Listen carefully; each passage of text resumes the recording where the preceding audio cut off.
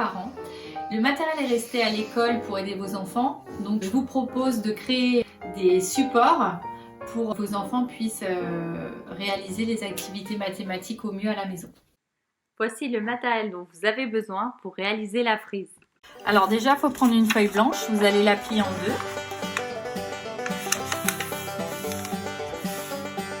Pour les enfants qui ont des facilités, on peut refaire la même chose pour créer une file numérique plus longue. Alors vous allez couper la feuille en deux, hop, en suivant la rainure. Vous pouvez le faire avec votre enfant. Voilà. Ensuite, vous prenez ces deux parties et vous allez scotcher. Si vous voulez qu'elle soit plus longue, ben vous refaites la même chose avec cette deuxième feuille.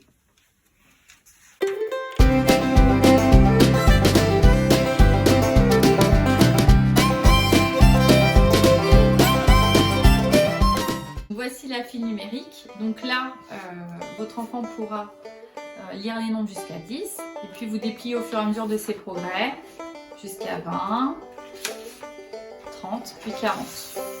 Donc ça dépend du niveau de votre enfant. Là, je prends la règle et tous les 3 cm, je vais passer un trait.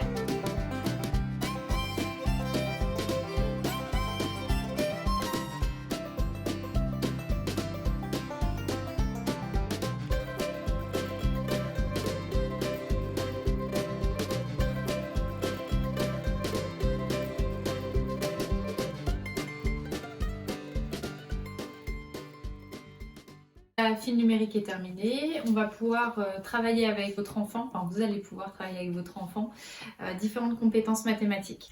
Donc la première compétence qu'on peut travailler avec votre enfant, ça va être de leur demander de lire des nombres qu'ils ne connaissent pas encore. Par exemple ici, dessine 13 ronds. Si votre enfant ne sait pas que ce nombre est 13, vous lui demanderez de placer la pince à linge sur le même nombre et il place.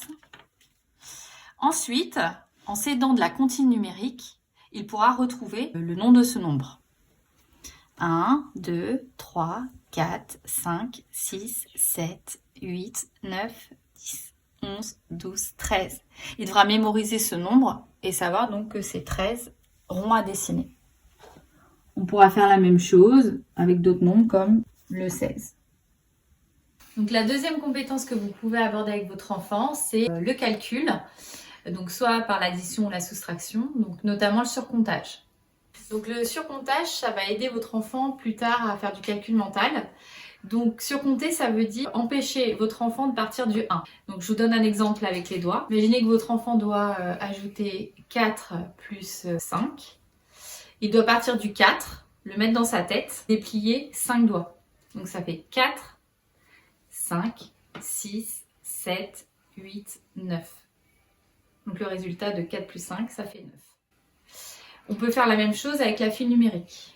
Donc là, j'ai mis la file numérique dans 2 pochettes transparentes, ce qui va permettre d'utiliser le feu de Velleda pour que votre enfant puisse se repérer facilement. Donc on va reprendre le même principe, le même exemple 4 plus 5.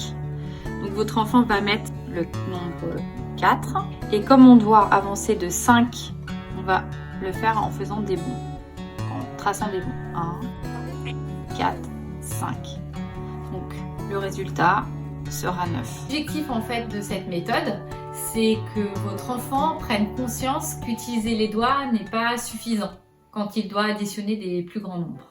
Donc vous pourrez faire la même chose en faisant des soustractions. Donc cette fois-ci, votre enfant reculera sur la file numérique. Donc votre enfant pourra réussir cette activité s'il sait à la fois partir d'un nombre, compter d'un nombre autre que 1.